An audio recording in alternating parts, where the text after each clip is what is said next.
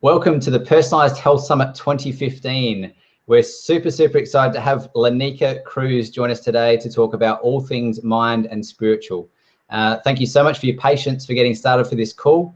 We're a little bit delayed, and we really appreciate you guys sticking in here for the call. If you're watching this on replay, it doesn't matter in the slightest whatsoever. So thank you for those live attendees for your patience here for today. I wanted to say a huge thank you to you for being here to invest the time into your own health, on your own personal health journey, so that you can experience all the amazing knowledge that the experts from all over the world are bringing to us on this Summit series, so that you can find out exactly how to be happy and healthy for you at this point in time.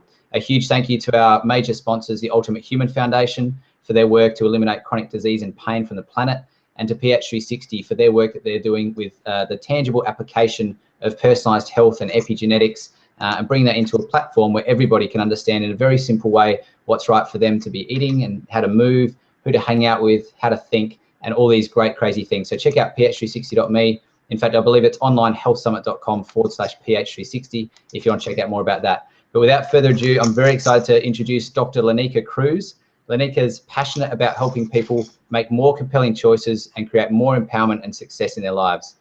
Boasting 3 degrees and a doctorate in metaphysical sciences, Lynika has traveled to over 12 countries, worked and consulted and spoken to thousands of people, from CEOs of Fortune 500 companies, celebrities, actors, authors, poets, speakers, and many other successful leaders.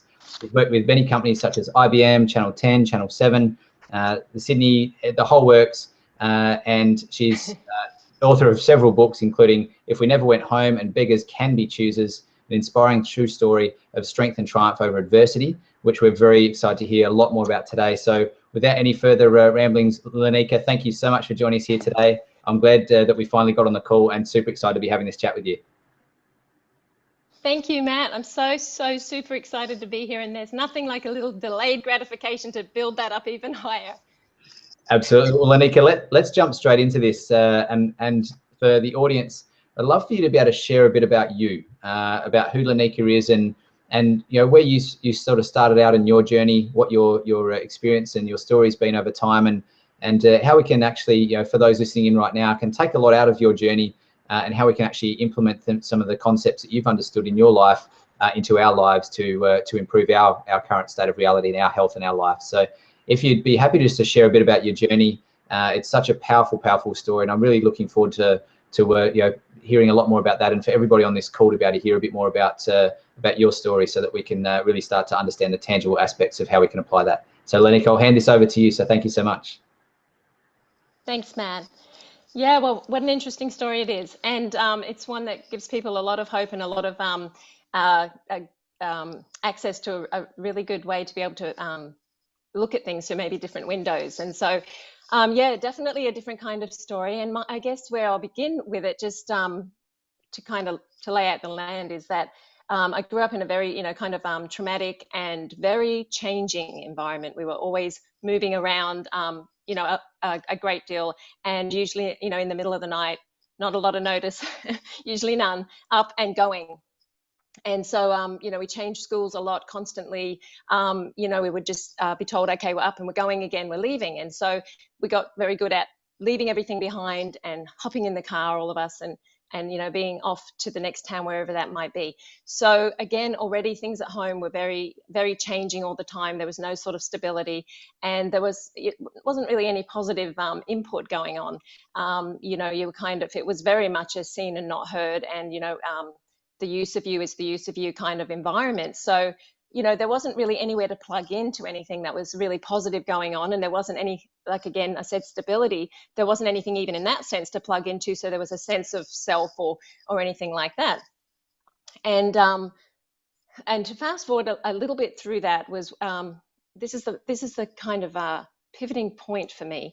I was actually 3 years old, and we were also, sorry, I should have said this first, we were a migrant family, so we'd also come from Europe, so we also didn't have extended family, so there wasn't that kind of you know, sense of knowing oneself or finding your way in the world. And when I was 3 years old, you know, my father thought, well, look, here we are in Australia and we need to be like everyone else. We were kind of out in the outback, and he said, I'm going to kill a chicken. And this has actually got you know, a really deeper meaning in this, because I say this was the time when I first became aware of having a self. And we went outside, and of course we were all lined up to watch this, thought that was the thing to do. And all of us children were there, and I was really young, I was only 3, and he didn't have a clue how to do this. So there was no, preparation, no wringing the chicken's neck first. It was squawking, it was fighting for life. It was really quite a very traumatic thing to see. And, as can happen with the chickens, as he finally managed to get this poor squawking bird down and, chop its head, it actually fell to the ground and was still running around, and kind of, again, I won't go on about it because it really is quite graphic. People can imagine. And being through traumatic, I was extremely upset by it. I just couldn't kind of comprehend this sort of thing going on. And I was really aware that the chicken was wanting to live at this point and fighting. So this led to, just later that night, my mum, who was also finding this very difficult and couldn't cook the chicken, ended up saying to my father, there was like a little bit of an argument. You're going to have to go and buy some food. I can't cook it. It's not working. So there was this big chaos, very, upsetting situation. And here's the moment that things changed for me. We were in the car. I was taken in the car with my father and a couple of other siblings to go and get this food. It was nighttime. He was driving and I was in the back seat. And I remember this clearly because my feet kind of were like this. They didn't even go over the edge. So I was sitting there and I was actually crying and keeping it to myself very much because I was aware of mortality. I realized this is going to happen to my parents. They're going to die. And what am I going to do? How am I going to live? And I started to think in this, 3-year-old way of kind of strategizing, what would I do? And I thought, I know I would have to go into the forest. I'd have to go into the bush to hide. I would need to get food. Maybe I could get it at the back of people's houses when they threw it away or whatever. And I was thinking about how I would survive, what I would do, and how I could cope with all that. I thought I could take some clothes from people's clotheslines and dress myself. And this was the 3-year-old mind, but I was also very aware that, I was working this out in my head. And so to fast forward to the main part of this story is that little did I know that just 10 years later, I would actually be implementing those strategies, because 10 years later, the moving around continued, but my mum came to me and said, the next move we're doing, we're not bringing you with us. You're a smart girl. We're going to, move on and you'll be behind, but you'll be on your feet in no time. And so, we're going to leave you. And I kind of was in this sort of denial to myself, thinking, I really hope it doesn't happen. I really hope that they don't go and leave me behind. I was only very young, like I said, and I was watching the things happening though and realizing it was going to happen. Things were getting moved out of the house, things were getting picked up, library books were being returned, the house was getting emptier and emptier. And then one day I came home from school and I had just my school bag on the back, and my mum was out front and there was a cab there, and she just said, I'm going, and she just gave me a few dollars, a few oranges, and said goodbye. And so she hopped in the cab and they drove off. And so I was there on the side of the road and, just a very, very young teen, and had my school bag. And so I was on my own. So when they left, I did go across the road to the bush where there was not an established estate there yet. And from there, I stayed in there a few nights until I could no longer stay there because, I needed water and I needed food. And I realized I had to make another choice. I had to make another decision. And that was to try and get to the city. I figured if I went to the city, I could have water. I'd be less conspicuous, and that I could find some way of getting food. And just as that 3-year-old thought, to, be able to get it from the back of bakeries and things like that, so that I could survive. Now, it's important to say that the reason I didn't go to welfare and the reason I didn't go to a neighbour or something like that, for starters, we didn't interact with neighbours. We weren't at places long, as I said, but also the nature of the things that were going on in my family, they kept very closed doors and very closed windows. So it wasn't, there was no sense of community. There wasn't really anyone to go to. But even to knock on a stranger's door, perhaps, people would think, well, that's what a young child would do, having been abandoned. But I didn't, because my experience and understanding was I just thought every family and home would be like mine.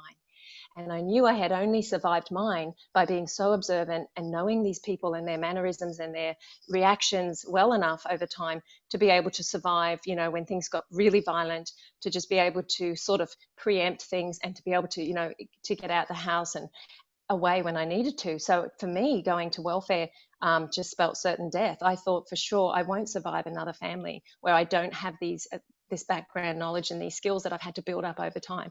So it was, important for me to not be picked up by welfare, not to go to anybody, and not to let on that I was now a street child trying to raise myself.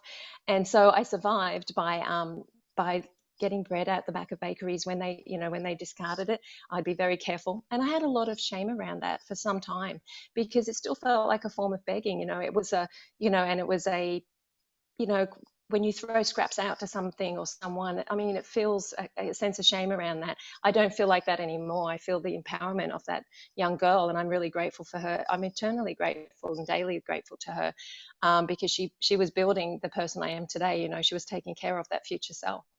And so, but at the time, of course, it was very challenging, and I didn't speak to anyone else for over a year. I was, kept to myself, and I would walk for hours every day. That's how I kept myself active, but also so I wouldn't be seen. I used to do different circuits and different routes. And I survived by sleeping in trees at night, different trees, again, so I wouldn't be spotted by either other homeless people or, a lot of drunk people used to make their ways into parks at night, often, especially around weekends. It was a very dangerous place to be. It's a dangerous place for an adult to be on the streets, but let alone a young child and a girl. I also looked a lot younger than my years as well, and so it was very difficult. And I didn't escape injury. I didn't escape assault, all the time. Of course, those things naturally did happen on the street. And I know I survived was because I had this sense of self. And even when I was that young child at home, prior to being abandoned, and once I was on the street, I had this dialogue going on with myself. I was aware of this, and it fortunately for me was a positive dialogue. It was a friend, and I would work out, just like I did at 3, what I would do. And so there was this sense of self that was strong, and I didn't for one moment believe that I wouldn't get off the street. I knew I would. I was very present with what was happening, because especially after being beaten, or when it was terribly rainy and freezing cold, which is every night, when you're up in a tree or under a railway carriage, it's it's awful. You're laying under there. It's never fun. It's never comfortable. When you lay under railway carriages at night, everything takes shelter under there. Rats, cockroaches, everything. It was not an easy environment at all. And the same with the trees. It's, whistly cold. It is very cold, and it's very dark, and there's nobody to speak to. And I couldn't even sing aloud to try and keep myself some sort of comfort, because you don't want anyone to hear you or spot you. So it was quite isolating, very isolating. But having this sense of self is what saved me, and having this dialogue that was going on. I would walk those streets, and I would say to myself, out one day, and I'm going to walk up that path, and that door will be mine, and I'll have a key, and I can go in and I'll lock that home, and I will know. I knew everything. I planned it. I would buy these sorts of foods. I would have a lamp. I would know the neighborhood dog. It was all sorts of things. I would tell these stories every day, and I would be building that. And I noticed something really important too, Matt, on the street, was that when something bad happened, or even when I just started to think about how I missed my family or my sister or my brothers, I noticed that I wasn't as strong. I wasn't as physically strong. I couldn't climb the trees as well. I couldn't, keep as much strength going. And I just noticed it was like a simple math. I noticed that when I felt good, when I noticed an elderly person patting a dog, or when I noticed something beautiful growing out of dirt, I felt empowered and I felt stronger. And so I started to notice my thoughts, and I started to notice what grew me and what restricted me. And so I started to make sure that when that would happen, I would validate what had happened to me. I would always be feeling like, well, this is really hard. Yes, you miss your mum. Or, this really hurts. You've just been beaten. But, we're going to get through this, and this is what's going to happen. We will never be in this situation again. We're going to make sure we make it. And I know for a fact that that sense of self and that dialogue going on and championing myself is what saved me, and what not only saved me, but enabled me to go on and build on that mindset more and more to achieve the things I did later in life, and I'm still achieving. Wow, Lynika, that's just wow. I'm not really sure how to even come back to a conversation after that story. It's just such a powerful journey, and such an amazing experience that you've been on. And as you share so eloquently, a lot of people would see that as just such a really negative experience, and such a feel a lot of pity and a lot of sorrow, a lot of compassion for you in that circumstance. And yet you speak of, that Lynika, and you're so grateful for her every single day, for who she is and who she was, and what she showed you. I'd love just for you to be sharing just a little bit more about that, and sort of what those experiences have created for you in your life. And you talked a lot about your sense of self. How has that then helped with your journey in later life, and how can we start to, for those listening at this call right now, who I'm sure everybody's very, very moved after that story, how can we start to see this in our own lives, and how can we start to connect a bit with our own selves, and take the learnings from all the experiences that we've all had, whether it's been as severe or less severe, or maybe some of us that don't even feel like we've had any crazy experiences. How can we take our journeys from what we've had so far, or our experiences from earlier life, and use those really to our advantage, and understand that these experiences have been there for a reason for us? Right. Well, that's a great question, Matt, because I feel excited about that question, because because the good news is that I know most of us have heard that inside adversity there is opportunity, and that can fall kind of flat when we're in the adversity, and especially when we're in a sort of painful place where, and how often does this happen? You're dealing with something really big, something really painful, and all these other kind of events come along as well at the same time. So it can feel very overwhelming, and it can feel very difficult at those times to look or feel that there's even an opportunity in it, because there's a lot of grief, or there's a lot of struggle going on, a lot of pain and heartache. So the most important thing I say first up is that the key is to validate. There's no point in trying to get ourselves to a place if it hasn't been validated, and I think that's so important. It's like a reflex. When anything happens to us, or even a doctor hits us in a certain area and the knee goes out, the reflex is an important part of what goes on. And we've got this reaction, and then we need to validate from there, is that that hurts, or this is big, this is huge, this is really a big deal of what you're going through. And I just want to segue for a moment too, for things that have a little bit here. Yeah, it feels appropriate to just segue a little bit into when we're looking at things from the past too. And I've seen a lot of talk as well through the Hangouts here on forgiveness, which is a huge and powerful thing. Right. I just want to add a little bit into that, is about validation. I feel it's hard for people. It's very difficult for any of us to move into forgiveness when there still isn't a feeling of validation. There feels a snag there, the feeling of not being seen. And I think this is key. I think it's very important for everybody. We all need to know that what happened, whatever slight, whether it's small or large, if it's something big and we're finding it hard to forgive or accept and move forward, then I feel that there's some kind of validation that's missing. And sometimes, and often, we'll never get that validation from the person or the event where it took place. And that's where we'll spend our whole life in emptiness and suffering, holding on to this anger or resentment or bitterness or pain, because realistically, it's very few that get that apology or get that being seen.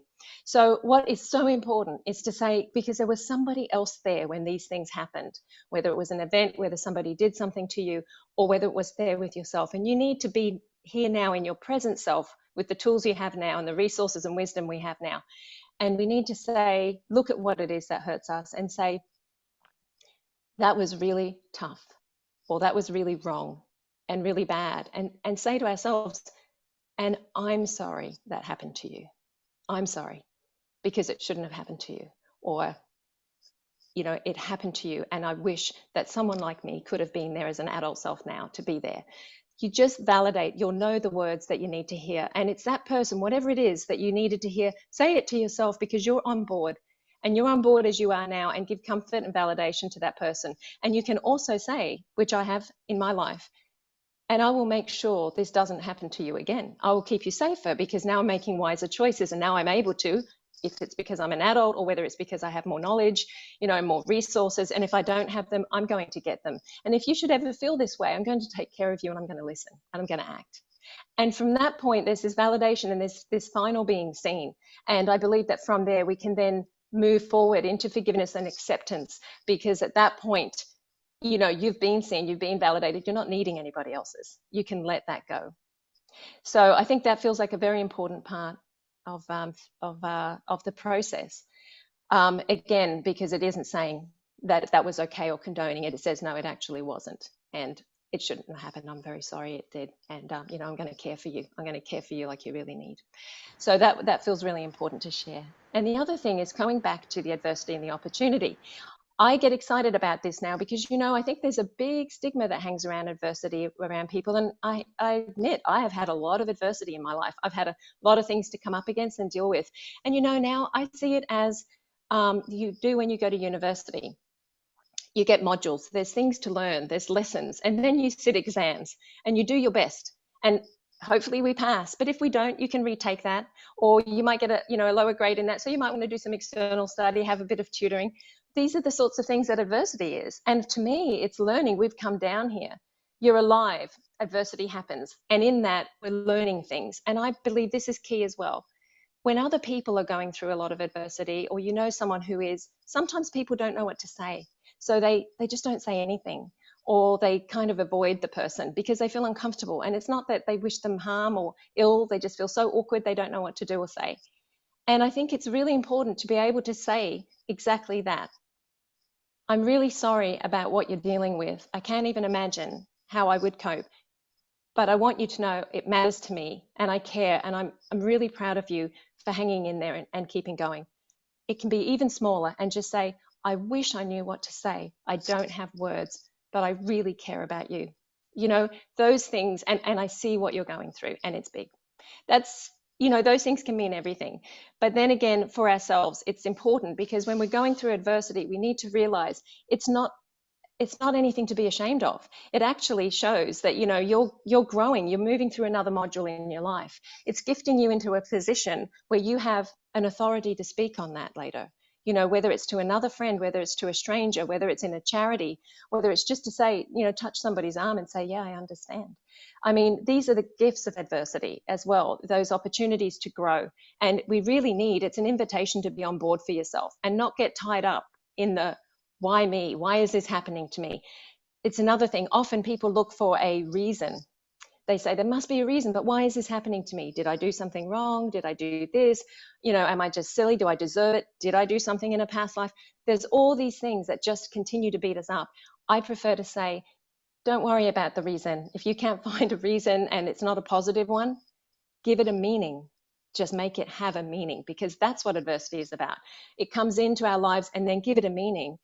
Meaning, even if it is always growing us, that's really important, but give it a meaning, as in, this has come into my life and from here on I'm taking better care of myself. You know, this has come into my life and I wasn't really prepared. I realized I don't have, you know, exactly the right kind of resources on board. So, you know, this was a good reminder of that, and I'm going to make sure I put those things in place, or I want to know more about this particular thing as a result of this. So that's some to do with adversity. I'm going to just put it back to you for a second, Matt, in case there's another little area of that you wanted to ask for, because I went on quite a long roll with it. Wow, Lynika, thank you so much for sharing that with us. And I think, I just wanted to highlight some of the things you just mentioned there, because you've covered so much amazing content for us to be considerate of. And I guess, the validation is such an important thing, as you mentioned, and it goes hand in hand with forgiveness, so that we can be in a great space, whether we're forgiving ourselves and forgiving others. Yeah. It is such an important thing to consider. So thank you for bringing that to our attention. And I really love how you, I guess, if there's nothing else for a takeaway from this conversation, it's about, finding the gifts in our adversity. I really love how you share that in that capacity. Mm-hmm. And it does give us all hope, and attaching meaning to things is just such a powerful way to go, because we get to choose what meaning that we attach to anything we like. We get to choose if we want to make up a very bad story in our mind. We get to choose if we want to make up a very good story in our mind. We get to choose if we want to make up a neutral story in our mind. We get to choose these sorts of things. So, Lynika, would you mind just sharing with us a little bit about that process, and about, I know you're an expert in the mind as well. We've had some great conversations over our time together. You have a doctorate in metaphysics. You're very well versed in these topics. How does that actually start to fit in with, the way that we can actually choose the meanings that attach, that we attach to certain events or circumstances, or even people, and how can we at home, listening to this amazing story, how can we start to feel like we're in control, or we're empowered, to choose some of these meanings and choose some of the outcomes that may come our way in our life?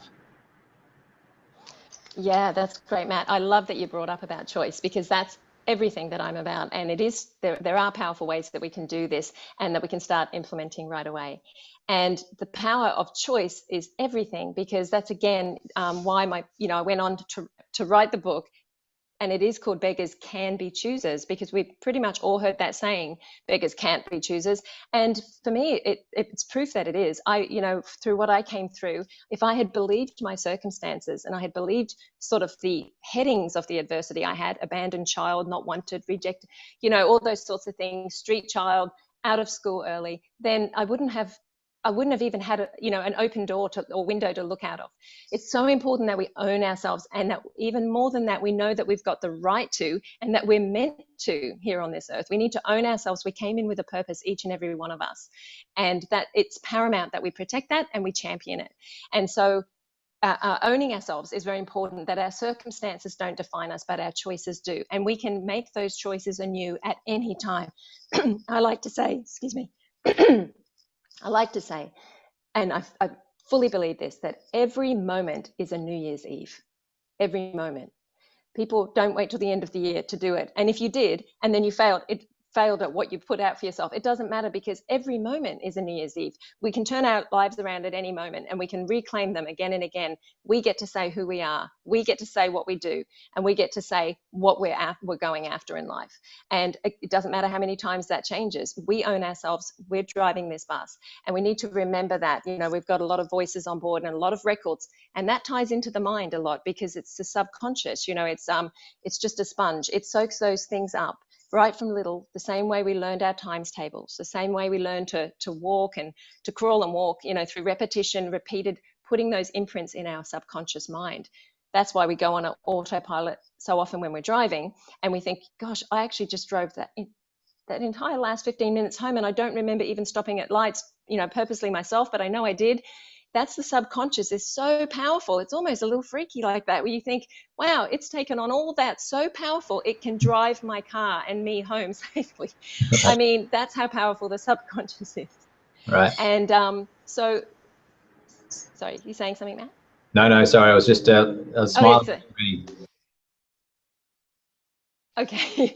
Yes. So that's the subconscious, and that's what we deal with. So it's a powerful thing when we've imprinted it to the things we want and need, right? It's very good, because otherwise we'd be falling over and trying to relearn to walk every day. Same as times table, our math, our simple things that we know, our languaging, everything has been through imprinting. That's how we can communicate with one another. If the subconscious wasn't so powerful and such a great sponge, and those things didn't happen, we would, it wouldn't happen.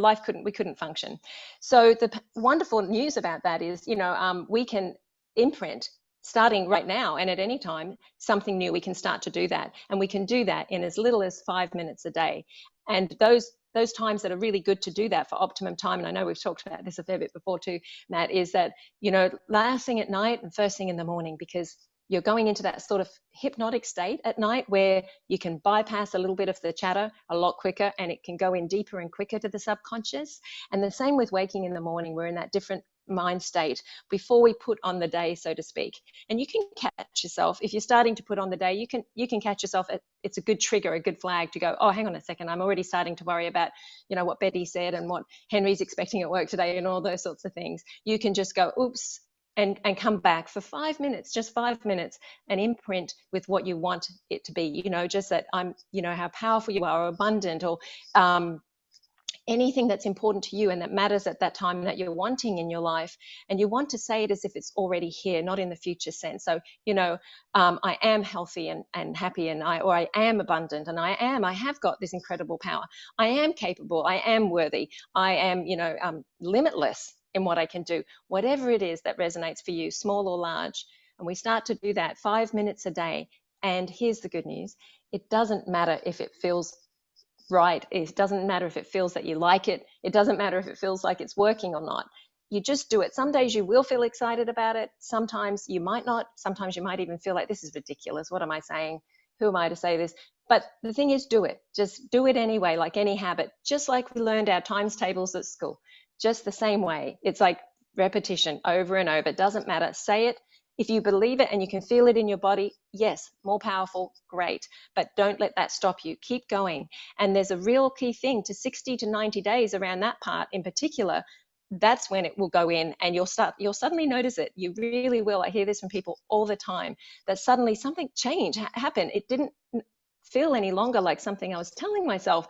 I just knew it, the way I know my times table, or the way I just know, what the color red looks like. It just happened. So I can feel the excitement in myself even now when I say that, because I know for everyone listening that they'll have that experience themselves. It's just a case of staying with it the same way you did anything else you've learned, and prompting that, and then it goes in as sure as your subconscious will drive your car for you. I just want to also come back again to this thing with choice and owning ourselves. We can choose. That's the wonderful, powerful thing about it, is at any time, like that New Year's Eve, we also get to choose at any time again what it is we're believing, how we're seeing something. And don't be afraid of your emotions, because they're flags, they're important. Whether you believe in, whether it's God or the universe or the great mystery, or however you perceive it, a power that's so important, greater than ourselves, that of which we are a part, and we make up that great power. However you see it, often people feel like, well, I pray or I say these things, but I never really hear anything back, or how do they answer? Here's the really big key to that. Our emotions tell us. That's our way of answering, and our gut feeling. So if you're feeling sad, or you're feeling hopeless, or you're feeling envy, that's the key. It is actually the answer. You go into that feeling instead of trying to avoid it because it's uncomfortable. It's actually, when something like that happens, I look at it as, oh, there's a fence line down on my property, and I need to go and check that out, because I need to, get that back up so everything's working, everything's where it should be. And so if something comes in, for existence, for instance, sadness, you might sit there with that instead and say, and really feel that feeling, and about what it's about. And, feelings are amazing. Once you pay them attention, they tell you, they're ready to speak. They'll say, well, I feel really sad about this thing that happened. And you could be surprised about what it is. It might be a small thing that happened a week or two ago, but it's impacting so much that it feels like it's actually this huge thing everywhere else. But when you get back to the source of what it is and you realize it, one, the validating and the listening to it alone seem to dissipate it very, very quickly. But you also get this idea and a very clear message of what it is you need next. It might be, you know what, I need more support in my life. I need more support. Or I just need to talk to somebody about this. Or, you know what, I need to go and have some fun. I have been being very serious for a long time, or I've been studying, or I've been doing this work, and I just need to go and have some laughs, or I just need to go and dance. It will tell us what it is. And so this whole part about choice is that we do get that choice by listening into ourselves. There's a very wise person on board with us all. And I know this. We were all given a soul to house in our bodies when we came into this earth. And you want to take very good care of that soul, because that connection, both of you are equally important. You make up the self, the physical self and the spiritual self that came in together. You're a team, and you want to treat one another like someone you like. You want to that person is the person you come home to at the end of every day. You're with them 24/7. It's the one true love we have in our life. It's the one true marriage.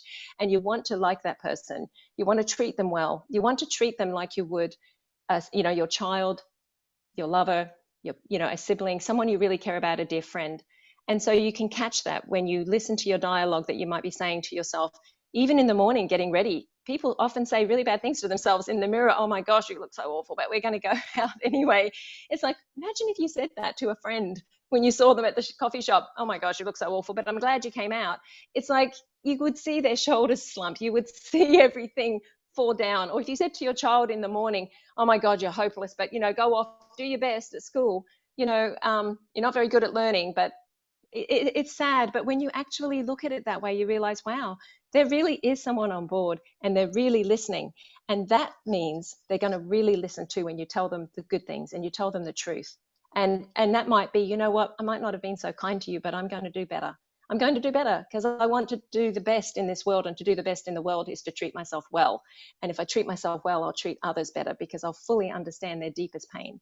I'll understand because I'll have been there, and I'll know how to champion that. So those things feel very powerful and very important. And it's very much always about perception, always about our perception, where we're looking. Make sure you gravitate to what feeds you, not to what takes from you. And it's very easy to know what that is, right? We know when something makes us feel better or it makes us feel worse. Be kind and gravitate to what feeds you. Daily, every day, give yourself a good diet of what makes you feel good and empowers you. You know, I say this too, I do this daily. You know, if there's something I want to see, or if there's a slight thing that comes in on me, you know, get another adversity, or there's just something, or I'm doing it rough and I can feel that, you know, I might be landsliding a little, I'll go and watch something very powerful on YouTube. It can be a 3-minute affirmation type of thing in this way, you know, and or a championing thing. And the good thing is it changes your feelings. It's really impossible. I noticed Marcy talking us through curling into a ball and saying, you know, wow, you know, I'm happy, or, you know, I'm depressed. And it's the same thing. You actually cannot continue to feel like this when you're listening to something, this person's voice that's vibrant and really championing you, just on a simple YouTube clip. Anywhere it is that you do it, I have built a file so that I always have these things I've saved, and you can listen and change your mindset in a moment. And that's what we need to do, is just, even if you're feeling like, oh, I really don't feel like watching it, I'm this mood, hit play.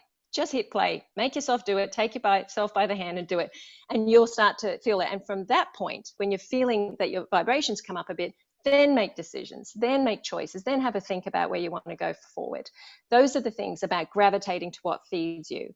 And just one sentence on the end of that part is, it's daily, everybody, it's daily. We really need to do this daily. We don't go to the cupboard and make a meal and eat and say, wow, I'm full, that'll do me for a year, or that'll do me for a week.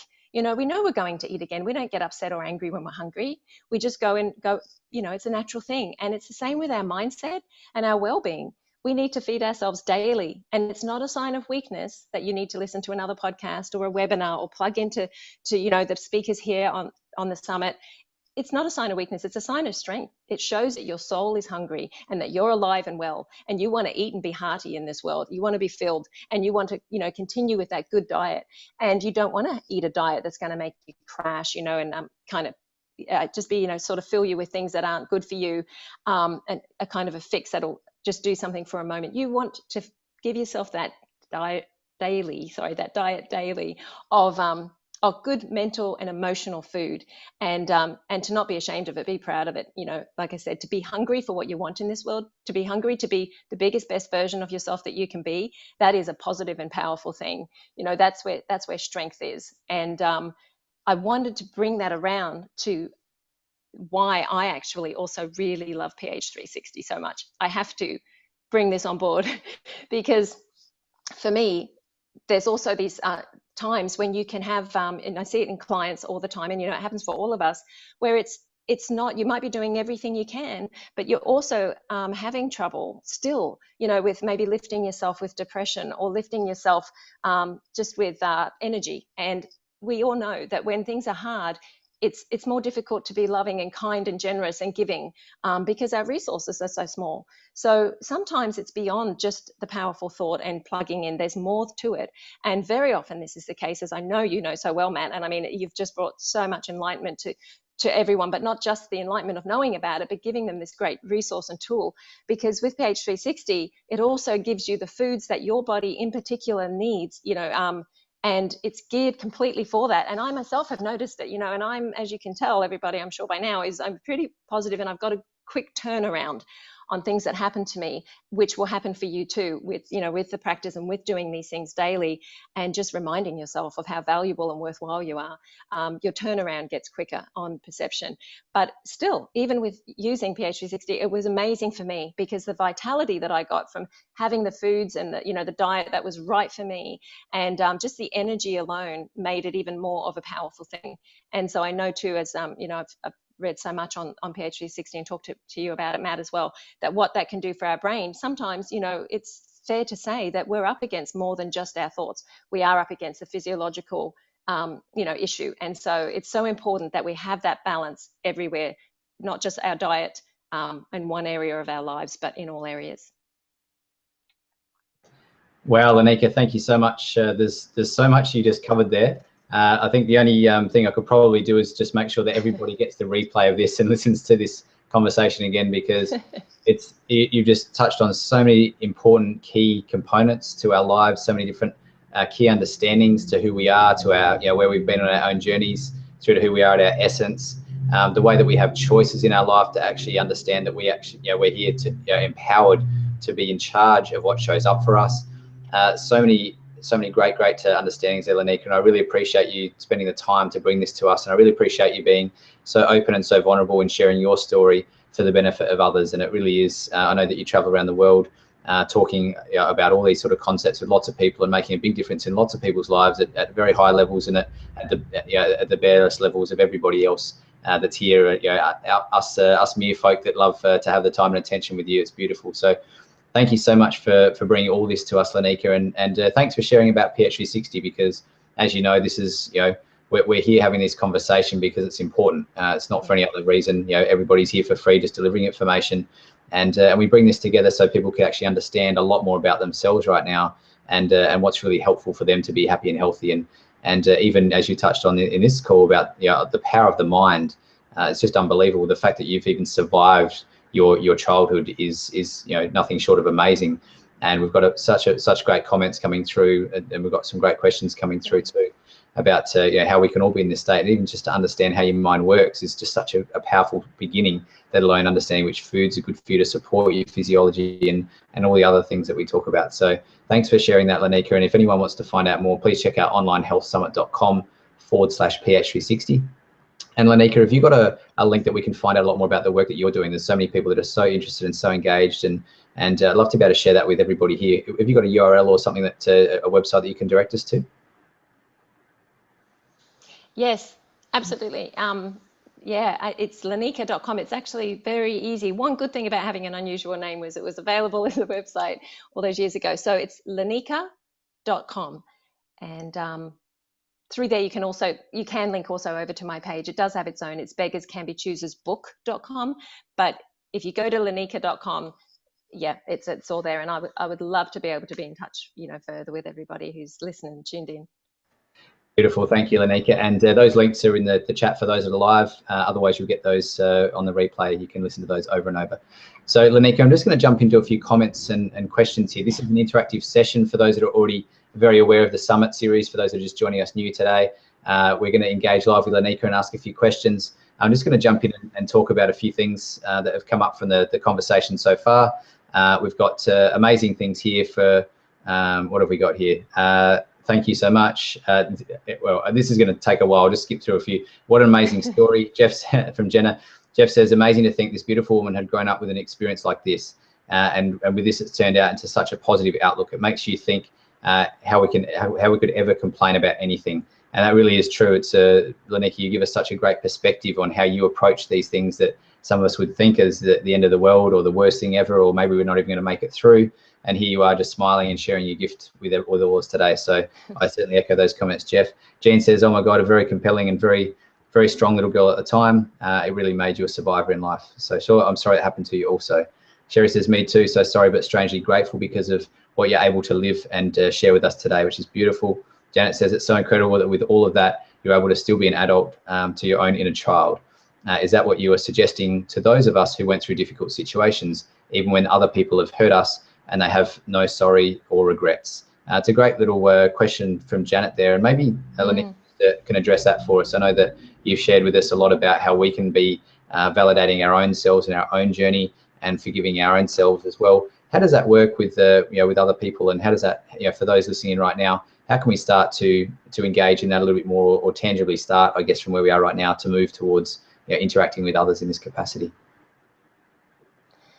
Yeah, that's so great. I'm glad that got raised because it's so important. It is true. And yes, and thank you everyone for the comments. And having that is the wonder of it. I think is the beauty of it, really, when you do the validation and you say, I'm really sorry that you went through that and all that process, because I feel really lucky that I do get to give myself that parenting that I wish I could have had, and that everybody deserves to have. And a lot of us don't, in whatever capacity it is. And I also like to say that whatever suffering you've had, the pain is equal to your suffering. Whatever you've known in your life is the greatest suffering you've known, and you need to validate that too. So it doesn't lessen anybody's suffering or what they've been through. I just hopefully, it has come across as just gives inspiration and hope.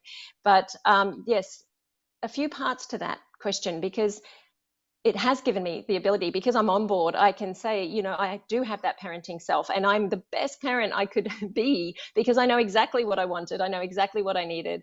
And even today, if something comes up, well, I know I'm fully aware of everything that happened. I don't have to explain the story to somebody else, because I know it. So I know how to answer, and I know how to be there and show up. And I also know to be very, very grateful, because I'm very grateful to that child that was on the street. I mean, like I said a little bit earlier, she created my future self. She built the pathway so that I could still be here today to help others, and to, you know, to succeed in my own life and continue to go forward and be engaged with life, and you know, and be here for all it's worth, because I definitely am here for all it's worth. And I think that's the beauty in adversity as well. And when we've struggled as a child, or even a youth, or later in life, it makes you excited about the good and things, and it makes you want to actually be engaged and switched on with stuff, because you don't want to waste any more time, you know, having to be in those sorts of circumstances purely through rehashing and going through the feelings of the time. You just want to be with those feelings, validate them, move on, and get into, you know, an empowerment state. The other thing about that is, it's not just championing an inner child. It's very important, that aspect of it. But I also believe in selves. You know, there are different parts of ourselves along the way. There was the Lynika that, when she finally got herself off the street, and I was able to put myself into employment. And the first week with my pay, I bought a dictionary. The second week, I bought a thesaurus. I was so hungry to learn. And I used to implement these words, you know, little by little, you know, each week, until they became a natural part of my vocabulary. And when I look back now, that was also imprinting, and I didn't realize at the time. But it was an important part. And then I ended up putting myself through correspondence school. And then from there, later on, I wanted to get my degrees. It was an important thing for me. But I was also aware, when I was doing it, that that wasn't going to be the turning point for me that made me know who I was. It was something I did and achieved. Whether I was able to achieve that goal or not, a piece of paper wasn't going to tell me whether I was worthwhile, whether I had a gift to bring to this world, whether I made a difference, whether I mattered, whether I had worth. I get to say that, and you get to say that about yourself, and you do. You have that worth, and we don't need anyone else or any piece of paper to define that for us. The mere fact that you're here on this earth, breathing and showing up, you're meant to be here, and you have a purpose. And often when we go back to that child state, we remember things that gave us joy as a child, or whatever sparked us, and that's that true self, you know, that's still there and on board. Just quickly about the selves, because in case there's some more questions, I want to get to them. But this selves, I'm aware of them now. I mean, I think some may know that I recently lost a number of family members, and it was a very difficult time. In fact, the last funeral was just a couple of days ago, and I share this for a reason, because it's not that it's not painful, and it's a great loss, but I was very present with it, and it's very important. But the fact is, again, being on board with yourself makes you able to cope better in an overall way, and to put those things where they need to be, and to deal with them in the times when you can deal with them, and to still not feel guilty about moving forward in life, despite what you may be carrying, despite what may be going on around you. And when these losses first occurred, and it was a bit difficult to write in my journal, but then I realized, and I wrote this in there again and again, I've done this over my life, you know, there's a future self up ahead that will want to look back maybe and remember this time, and know what it was that got me through it, and know how I felt. And so if I can't write for myself right now, and that feels awkward, I do it for that future self, because I'm aware what got me here, and I'm aware that it's, you know, along the way, there'll be different versions of me as I go. And it's very important to take care of yourself now, but also you are actually taking care of your future self. You're setting yourself up to be in a better place than you might feel that you are now. And so that's why it's, you know, so important to take good care of ourselves for that reason in the present state, but also for what you're doing for that future man or woman up ahead, and what they'll bring to the world. So I think that's a really important part of it as well. We're constantly championing ourselves through different levels in our lives. Thank you, Lynika, so much for sharing that insight. And I really love how you put that into the fact that we are our own champions. We're always championing ourselves. And that's so important that, you know, we've always got someone on our team, that's for sure, no matter how we're feeling or where we're at, no matter what our circumstances are. And one of the quotes that you just said earlier, we actually put in the chat for everybody there. I just want to mention this again, because it's very timely, that our circumstances don't define us, but our choices do. And that's just so beautiful, Lynika, how you bring all that together. So thank you so much for sharing that. We've got so many more comments and questions coming through. We're going to take a couple more, but Jenna says, I love that. Every moment is a New Year's Eve. As you talked about before, I can resolve to be anything within every new moment. Look, there's another one. And each moment we can choose what we think. It's so beautiful. Powerful quote, says Victoria. Lynika, there's a question from Lynika, how can we do this ourselves? And just jumping in, maybe combine that with another question or two. Janet says, how do we know when we get some thoughts that it really is the right thing to do, or just something that's going to get us in more trouble? So maybe, Lynika, if you can combine maybe that whole concept there as to how we can, how do we know what to, when our mind's thinking or what things are coming up, how do we know what to do if it's going to be a good choice or not so good a choice? We all have choices, as we just talked about. And how do we implement that ourselves? How can we actually start with that? Sitting here right now, where do we start? Because we all have lots of different thoughts and lots of different choices. How do we get started? Right. Wow. Great questions and great way of putting them all into one. Well, for starters, I really believe that the first thing you want to do is you want to commit. It's like any relationship. When you decide that you're going to actually be in a relationship, we're going to do this thing. Let's be together. I think that's such an important moment, is to actually herald that, because it's true. I'm actually going to commit. I actually do want to get to know you, the self. I want to be here. I want to get to know you. I want to build that relationship. I want to be strong, and I want to have this dialogue where I can hear you more clearly and I can speak to you. So it's that kind of thing. It's like, I want to show up for you. I want to be here. And it's exactly like that, like any other relationship. But it is important to make that moment in your life where you're like, I am. And the thing is to mean it, to really mean it. I am, just like you would anyone else. And here's the thing. I know this may feel at the moment for many that I don't know how I could do that. But trust me, it will happen, especially with the commitment. The commitment comes first. And it's just, again, of saying, I'm going to do this. I do want to. I really want to. And so that intention is there. You're going to show up for yourself and start to listen. And it's like anything. I'll get better at this. I'll get better at it as I go. I'm new to it and I'm going to do it. Here I come, guns are blazing. And the second thing is, when you've got that commitment to yourself, is to listen out and to be present for that person. But how do we get started? I had a little mind blank. See, it happens to all of us even now. But I'm so glad that happened to me, because actually that's what it's about. It's about beating yourself up when things happen, and you might get a moment where you kind of fall off the track, or you suddenly do get, if this happens often, you'll suddenly have a barrage of things, everything falls apart, you've had some negative self-talk, you've beat yourself up, things have gone bad, and you felt a sense of hopelessness, and you kind of said it out loud and internally to yourself. Or you've made a choice, you're not too sure on it, and maybe you kind of know it might not be the best one, but you go ahead anyway because there's a part of you that just still really wants a part of what might be involved in that. And this is the important thing, not to beat yourself up, but to be mindful, to be aware, and to listen when those things happen. Every time we make a choice, we are instantly given two more choices, because we can then continue on with that choice has happened, or we can make a new one from that point. We're never going to have a shut door where nothing else happens. We're fortunate, especially most of us around the world, in that circumstance, that, we are free to then, to change our mind or to move somewhere different. But that does happen every time we make a choice. Another two choices open up. So there's a freedom in that. And, people, we're here to live. So, the worst thing you can do is to stagnate. If there's the case of like, you're not too sure, then just act on what you feel the most drawn to and what you feel, because as time goes by, that feeling will get stronger. We come in with that compass. It is there, and believe me, I'm excited for everybody, because it gets so much stronger as time goes by. The moment you start to listen, you'll notice it, and hear this, onboard person that's having this dialogue. So if we make a choice, again, that doesn't feel too great, or how do we know if it's the right choice? I definitely believe in the compass feeling, this sitting with it. Well, how does it actually feel in my body? Because the body doesn't lie. And that's a good place to get really confused, or if we really just have so much coming out at that moment. And I've seen so many speakers talk about this too through the summit, which has been wonderful, about just getting present. Just take a moment.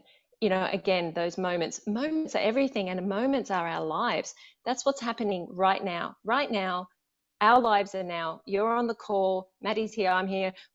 We're having our life right now. We're on the stage.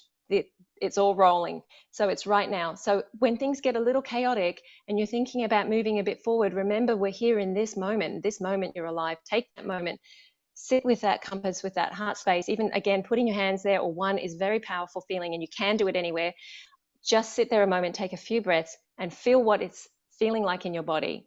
I do this with the smallest of things. The other day, and this is such a nice decadent thing for me to have these days, that happens, a choice between two desserts with a coffee. It was like, yes, and coffee was on my green smiley. I was allowed to have it once a week. That's on the PH360 reference. But, it was confused, even in a small choice like that. I just thought, and the people there with me, and I was like, what do I choose? I don't know which one I want. But I actually just sat there a moment, and my friend even said afterwards, I'm so glad that you just asked yourself. Because it's about that, right? It's taking a moment to ask yourself, well, what do I really want? And I sat there and I just imagined first one dessert coming out, and then I imagined the second, and I instantly knew what I wanted. And it's actually, I know it seems funny and small, but it actually is a really good example, because it's true for everything. You can sit there and you'll know in your body in that moment, do I really want to do that? Is this good? Does my body want to move toward that? My feelings and my emotions, everything will answer, and you'll know. And a little footnote on that is, again, if you move forward, if you still, the self is still kind of wanting to go, I know that doesn't feel completely good, but boy, I really do kind of just want to do it. And you do it, it doesn't matter, because there will be learning in it, and you'll have an opportunity to make a different choice if it doesn't work out and if it doesn't align. So I'm not sure if I missed another part of that question, but sorry, that was felt really powerful there. I think you've covered so much great information there, Lynika, and very tangible, so that we can apply this in our lives right now. And I really appreciate the way that you share this and the perspective that you come from with this. And every single message, every single sentence you've shared has got so much power behind it. And even just to summarize what you just said there, just at the very end, is that to make a choice, it doesn't actually matter. There's no right or wrong. It just means that you're going to be learning lots more things, or you're going to be enjoying the fruits of what you just chose. So there's no right or wrong ever. And that in itself is just such an empowering concept, that we don't have to put pressure or stress around anything. Who we are and what we choose to do all the time is fantastic. But the best part about it is that we get to choose all the time. We have a choice for everything. So it really is such a great time and space to be alive and understanding, and listening to amazing speakers like yourself, Lynika, that are sharing these great concepts with us, so that we can really find out what choices we can make to be happy and healthy. We're just going to take one more question here. We've got a great question, or a couple of parts of this, from Jeff. And Jeff says, Lynika, sometimes I get into situations at work that really make me mad, and I end up yelling because it doesn't seem that anyone knows what they're doing. In that moment, and it's a knee-jerk reaction, how do I stop that? And do you think that your positive personality is something you were born with, even though you had such a horrible experience? Do you think that some people are just born angry and resentful, and others a bit more positive? So Lynika, if you could just help us, and thank you for the great question there, Jeff. And I'm sure there's a lot of people in that circumstance, and maybe if you could answer this, Lynika, even if it's not everybody's angry, but maybe sometimes you're there and you get frustrated at people, or you're intolerant with some people, or you feel jealous or have envy about other people. Lynika, is this something that's inherent in us, or is this something that we have control over? And how can we start to navigate around some of those things? Thank you for the question, Jeff. Yes, Jeff, that's a really good question. I'm really powerful one. I'm really glad you brought it to the table, because this is true, whether it's anger, or whether it's suddenly, falling into tears as a response that that's so disempowering. You feel so disempowered at the time. And I guess through any of these emotions, you ultimately feel disempowered, because your emotions have kind of got ahead of you, and they're out there, so it's not a comfortable place to be in at all. And I might answer the other part of the question first, because are we born with this? And I do, I'm really glad that you did bring that up about, did I come in more positive, and was that there? Was that inherently there? And again, I think we spoke on too with Mercy yesterday. Marcy was born. I do believe that, again, physiologically, things that can happen, during at the development in the womb and during the birth, all these sorts of things that people can come in with certain, so different. And the physiological side of things, it's so important. And again, that's why I say about pH 360, because, it's amazing that you may think you're sitting down to have a really healthy diet and a good meal. You may even be following a particular diet that's very healthy. And yet, it's not working for you the way it might work for someone else. In fact, you might feel worse. You might feel less energy. You might even find yourself feeling more angry. All these sorts of things can be so food related and so diet related that way. So that's why I do emphasize that it's so important that we have all these things on board, especially if we're finding sorry, I'm just going to check on. Oh, yes, we are still on. Good. Sorry, it just seemed to freeze for a second. So especially if we are finding that there are certain emotions that are getting ahead of us, or that we just have this reflex knee-jerk reaction, as you said, Jeff, so well, that when that happens, sometimes it can definitely be something physiological that's happening. It could be a food in our diet. I've even witnessed this, especially with particular preservatives in bread that people have, can be in a great mood, and then after they've eaten this, suddenly they feel really angry and they're short with everybody at the table. And it can be something like that in an allergy reaction, but it can also be something even deeper in an overall diet. And it doesn't mean we might have to avoid a particular thing for always. That's the wonderful thing about pH 360. It monitors as you go, and it changes as things start to change in your body. So I can't plug enough about that, but it's because it's so important. I mean, it's so important when we are all, like you, Jeff, and everyone else, are trying to do our best and wanting to show up as our best selves for ourselves first, but also then, because it goes out to everyone else, is be aware that, of what's happening with your diet. Be aware, I would say jump on pH 360 and try that, because you will notice. And then that way, if some of it is physiological, that's also taken care of, and you've got all the horses running in the right field, running the right way. So that's on that side of it. As for on the other side, so maybe let's just say I came in and I did have more of a positive, maybe I had more serotonin, maybe I had this when I came out. But the thing is, with all the circumstances that I was facing and everything that went on, if I didn't have that self-dialogue going on, if I didn't have that sense of self, and I wasn't taking good care of that and growing that relationship and growing that that conversation, I don't think it would matter too much how cheerful or how naturally positive my default nature was. I still believe that, it would have been there to some degree, but I would have got beaten down. Because if I suddenly believed, if I didn't have that dialogue and I started to believe what was going on around me, let's face it, nobody could have blamed me if I'd given up, if I'd completely resorted to, more negative and detrimental influences on the street. And if I wasn't here today, nobody would be surprised about that. And probably nobody would really blame me either, because, again, a child doesn't have too much choice in what happens in some ways. So in many ways, so, they probably would be a sad story about me, but people would feel some sympathy and feel, well, that makes sense, right? But because of that dialogue, because of that building sense of self and repetitively doing it every day, it really helped. I just want to jump back now, Jeff, to what you said about what do I do though? I'm getting this emotion, I'm responding angry, it's happening and I don't want to. First of all, I would again say, I want you to take some time by yourself when you're not in that environment, and I want you to sit with it, and I want you to show up for yourself in a compassionate way, because there's a reason that you're feeling that way. There's something that's not being heard inside yourself. There's something that's, that's being frustrated or not being validated. Maybe you're not getting respect. Maybe you're not feeling respected. Whatever it is for you, you'll know right away. And, and often with anger, it is a feeling of I'm not being heard and there's no respect here. And you can't help it, but there's a feeling at the time, sometimes there's a feeling in you that it just happens, yelling because it will get someone's attention, yelling because I'm not being heard, I'm not being seen, or you're not listening, which still comes back to I'm not being seen or heard. I'd like you to sit with that and feel it and really validate it in yourself and show up. And this goes for anyone with any emotion that's getting that. Just to sit there with that again and feel it in your body and listen to what the message is. Who is yelling inside, trying to get your attention? What message are they trying to say? What are they saying they need more of? What do they want? What do they want to say, and what do they want to hear? And I believe with that sort of practice as well every day, and to do that is important. I think as it goes by, you'll notice that there's a lessening in it. It may be also, of course, a case where you need to, when you're not in that state, to re-enter a conversation with these people, and to be able to sit down when you're not feeling triggered, and to say, perhaps even own that then too, and just say, I notice that sometimes when this happens, I'm feeling, quite angry or agitated. And so let's have a conversation around this. Is this something you're feeling willing you could do? And then you can enter that conversation from that point. And if it feels like it's getting heated again, you have every right again to say to them, I feel like this conversation may be getting a little heated. So I think it's a good idea for the well-being of all of us that we take a break and we re-enter this at another time when it feels more, when it feels more calm and good for all of us.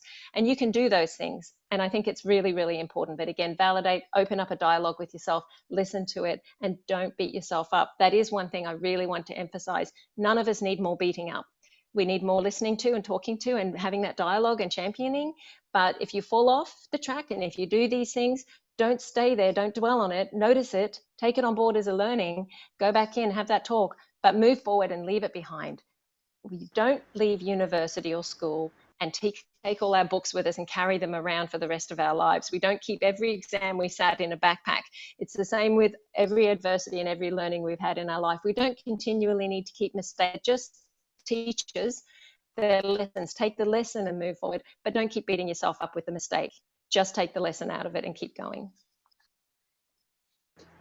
Beautiful words, Lynika. Thank you so much for sharing that. And you know, just the fact that we're our own champions, that we have the opportunity and the choice to communicate if we're ever in those sort of circumstances, so that we can actually achieve a resolution or an outcome that works for everybody. And if not, we can just choose to take some time away and then choose to come back and revisit that. Everything we can just choose, and it's such an empowering understanding. So thank you so much for sharing that with us today. We are running out of time, unfortunately. Everyone would love to hear you talk for another 16 hours, I think, Lynika here. There's so many great comments coming in that, Jean says, or Sherry says, thank you, Lynika. Jean says, I love hearing those words, Lynika. I agree, taking some action is better. Linda says, wow, I feel so uplifted just listening to Lynika. Thank you. Janet says, well said, it's all a learning experience. Ava, wow, thank you, Lynika. Tori says, thank you, Lynika. Denise says, I'm completely absorbed in what you're saying. Resonates with me. I'm grateful for your sharing. Jeff says, thank you so much, Lynika. Lynika, there's so much gratitude for you being here, and I really just want to echo that. I thank you so much for all everyone live today, for listening in and dialing in, for asking you great questions and interacting live with Lynika. And a huge thank you to Lynika for being here. I know that you're doing such amazing work in the world. I really appreciate that, and I really want everyone to go and check out Lynika.com. The link is in there, or you'll find a lot more information at Lynika.com to check out the amazing work that Lynika is up to, and how she's sharing this beautiful message with the world, and her amazing story to help inspire us all. And you are such a huge inspiration, Lynika. I'm really grateful for you being here, for sharing your amazing message with the audience. And thank you so much for all of you for being here, to invest the time to hear all these beautiful words, to understand these concepts, so that you can be very, very aware that you now have a choice about everything in your life. And the best part, as Lynika shared, there's no wrong choice. It's just a learning choice, or it's a fantastic choice. Everything's just a choice, and it gets you where you need to get to for your particular point in your journey. So thank you all for being here. Please make sure you like the Facebook page to get all the speaker updates and schedules and goodies and all those sorts of things. Please go ahead and subscribe to the YouTube channel. That's the most important thing ever. It means you get free access to all the video replays from all the speakers, over 30 speakers in all their leading fields in terms of health and personalized health. And please share this with your friends and family and your communities. This is something that, again, everybody's here giving up their time, their information, their wisdom, their knowledge, just so that you can benefit and to find out what's right for you to be happy and healthy. If you want to find out more about PH360 and the first steps there, onlinehealthsummit.com/PH360. Please check that out. Huge thank you to our sponsors. And Lynika, thank you so much again. Thank you all for being here. Look forward to talking to you again soon. Thank you.